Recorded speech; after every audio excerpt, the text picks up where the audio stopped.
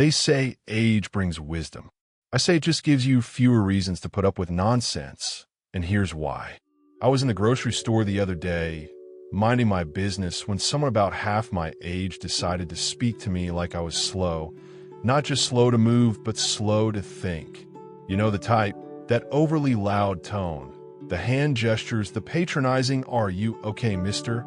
I smile, but deep down I thought, you really think 65 means clueless? That moment right there reminded me why I wanted to make this video. See, here's the thing. There's this idea that once we reach a certain age, we're supposed to be softer, quieter, maybe even invisible. Like we're supposed to melt into the background. Let the world keep spinning while we fade into some polite little corner. But that's not how it works. Not for me, and not for the people I know who've lived, learned, and earned every one of these gray hairs. We've been through too much, seen too much, survived too much to suddenly be dismissed as outdated. It's still, even now, people try to test us. Whether it's dismissing our opinions, questioning our decisions, or assuming we're out of touch. It's subtle, but it's there. You can feel in the pauses, the eye rolls, the way they act like your experience is somehow irrelevant just because it's from back in the day.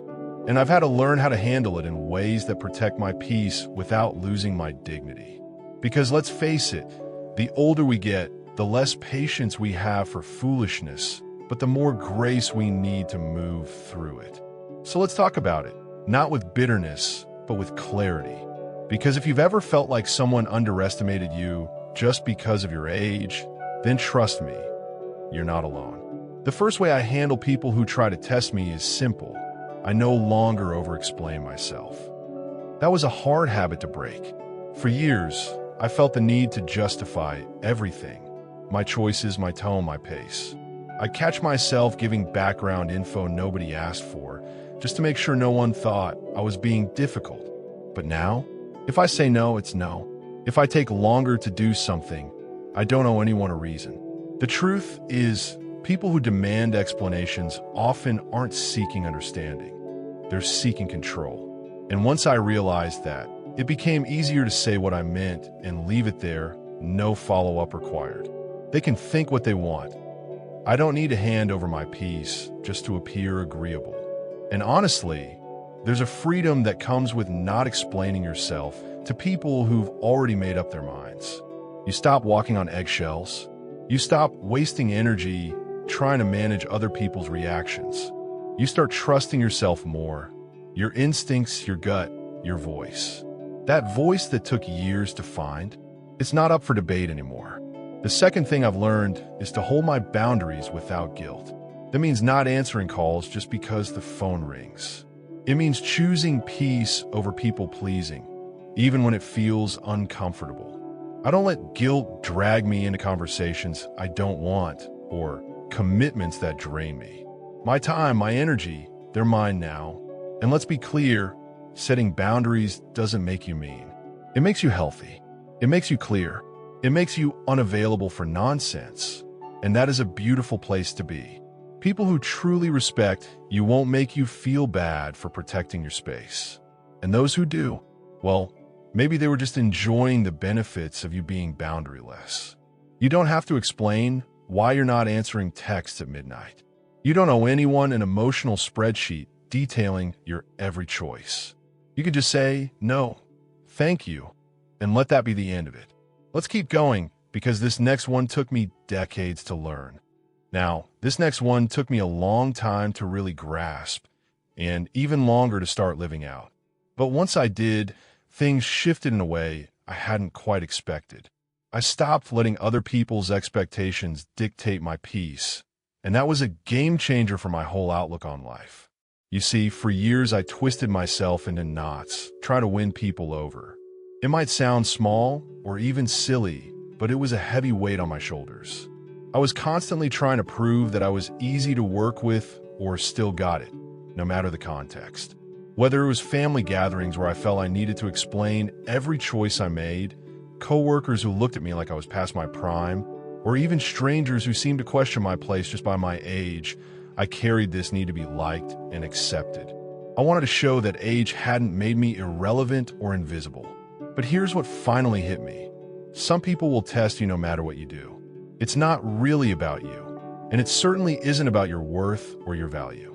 It's about them, their own discomfort with aging, with authority, or even with truths they don't want to hear.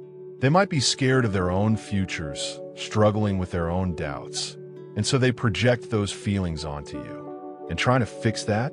It's not your job. So now, I don't audition for anyone's approval anymore. I walk into rooms knowing my worth, whether it's a family dinner, a community event, or just running errands. And I let that knowledge speak louder than any words I might say. If someone doubts me, underestimates me, or tries to test my patience, that's on them. I'm not here to pass their test or earn their respect. I already passed the only test that truly matters, the test of time and experience. And do you know what'll change for me? My energy. When you stop performing for people who are committed to misunderstanding you or judging you unfairly, you reclaim so much energy. Energy you probably didn't even realize you were giving away. I used to leave certain interactions feeling completely drained, as if I'd been running a marathon.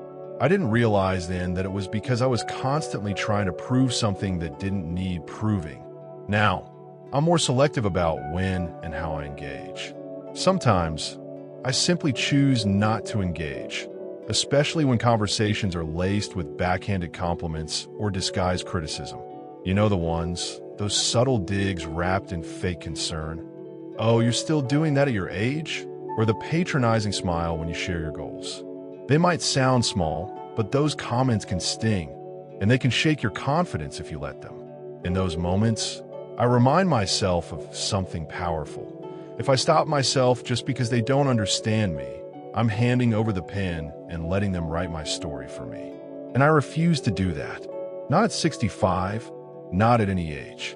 There's something else, too, that I want to share, and this one is deeply personal.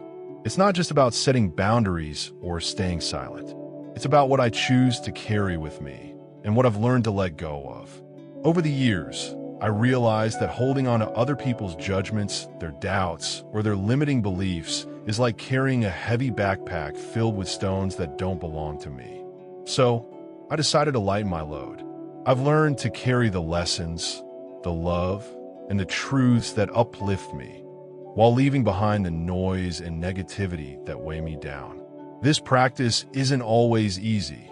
It takes intention every single day, but it's the difference between moving forward with peace and getting stuck in frustration.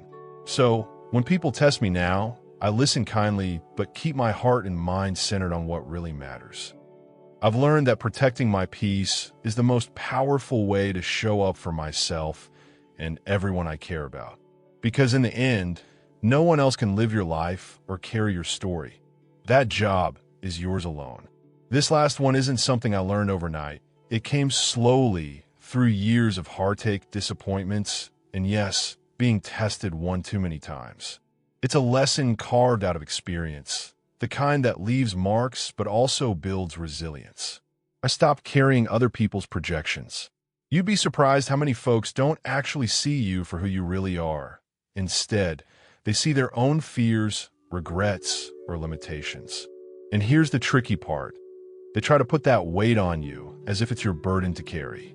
They'll tell you that you're too old to dream big or too late to try something new, not because it's true, but because they gave up on themselves long ago. And misery? Oh, it loves company, dragging others down to its level to feel less alone in its disappointment. But here's the truth I hold close. Just because someone else has made peace with a small life doesn't mean you have to shrink yours to match. I had to unlearn the habit of internalizing other people's doubts and fears. Their limitations are not my reality, and they're not yours either. When someone tries to test me now, whether it's with skepticism, sarcasm, or flat-out dismissal, I remind myself firmly, that's not mine to carry. I don't need to defend myself against someone else's insecurity or need to prove my worth to them. I've got better things to do. And honestly, so do you.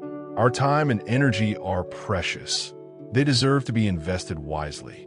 We've lived through too much to let anyone steal our clarity now. We've buried loved ones, survived heartbreak, raised children, weathered storms, and picked ourselves up off the floor when no one else was looking. Those experiences have shaped us, given us strength, and taught us that we don't owe anyone explanations or apologies for simply being who we are. So no, we don't need to explain, justify, or shrink to fit someone else's narrow expectations. We need to stand tall, speak soft, and move steady, like a tree with deep roots that bends but never breaks in the wind. I've learned that real strength after 60 doesn't always roar. Sometimes it's quiet, a steadfast refusal to be pulled into foolishness or petty drama. It's choosing peace, not because it's passive or indifferent, but because it's powerful. Every time I choose to rise above someone's test, I feel myself grow stronger in my own voice, my own boundaries, and most importantly, my own skin. And here's something I want to say to you. If you're watching this and have felt those little jabs, the quiet whispers or bold claims that you're not sharp enough, not fast enough, or not relevant enough, I want you to hear me clearly. You do not have to absorb their energy. You do not have to answer to their doubt. You do not have to pass any test that life didn't assign to you. You've already earned your stripes through everything you've lived and endured.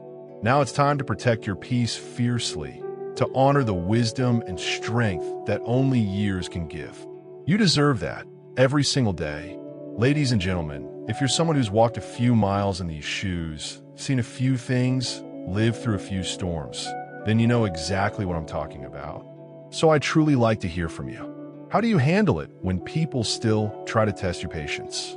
What's your way of standing your ground without losing your peace? Share your story in the comments.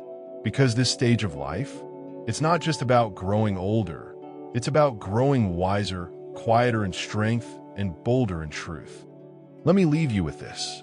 You've carried weight most will never see and stood tall through seasons that try to bend you. Now is the time for living unapologetically, boldly, and on your own terms. I look forward to catching you in the next video, where we'll keep these honest conversations going.